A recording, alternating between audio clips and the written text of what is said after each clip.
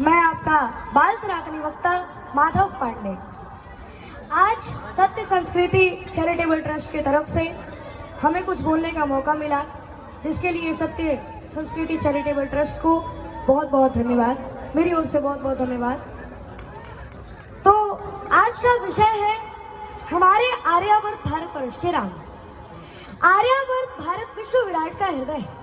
इस देश की संस्कृति त्याग, तप, संयम, नियम, प्रेम की पराकाष्ठा, परमार्थ पुरुषार्थ एवं परस्वार्थ की चरम परिणति, ज्ञान विज्ञान की सर्वश्रेष्ठ प्रभवमान प्रणाली, सर्वजन हितकारी भावना से ओतप्रोत भास्कर प्रकाश की तरह तम तोम विनाशक विश्व बंधुत्व की गौरव गरिमा प्रस्थापित कर रही है।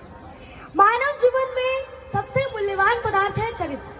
मानव समाज, मानव व्यवहार तथा मानवीय सद्गुणों की पराकाष्ठा का पूर्ण निर्वाह हम अपने प्रभु श्री राम जी के जीवन में पाते हैं। प्रभु श्री राम हमारी संस्कृति के आदर्श नायक हैं और उनका अनुकरणीय चरित्र भी है, तथा वे मर्यादा पुरुषोत्तम। श्री राम मानवता के सच्चे प्रतिनिधि और शोभन गुणों के निधान हैं। वे पूर्ण मानवता की आभा से भास्वर हैं। वे नरता की चरम विभूषण है। अनुशासित और आज्ञा पालक आदर्श पुत्र है, आदर्श पति और स्नेह मंडित आदर्श भाई भी है।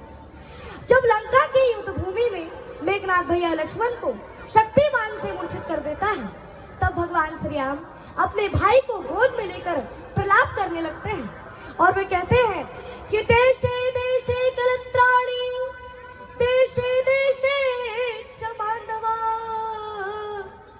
संतु देशेन पश्यामि यत्र भ्राता सहोदरः। अर्थात हे लक्ष्मण, वह बड़े ही हे लक्ष्मण, वह अनेक देश है जहाँ में भाई, बंधु, माता, पिता, स्त्री सभी दिखाई पड़ते हैं, परंतु वो देश मुझे कहीं नहीं दिखाई पड़ता जहाँ की अपना यत्र भ्राता सहोदर, जहाँ की अपना सहोदर भाई दिखाई दे। वे एक आदर्श मित्र, आदर्श प्रजा पालक राजा और आदर्श धर्मात्मा भी। श्री राम की शारीरिक उष्मा, सौंदर्य तथा आंतरिक वैभव दोनों ही अपने आप में अपूर्व है। उनके विषय में वाल्मीकि मुनि का एक कथन है कि विष्णुनाम सदृशे विरजे सोमवत प्रिय दर्शनः, कालाग्नि सदृशे क्रोधे छाया पृथ्वी समः। अर्थात वे विष्णु के समान बलवान हैं। उनका लावण्य युक्त तेजस्वी स्वरूप द्रष्टव्य है।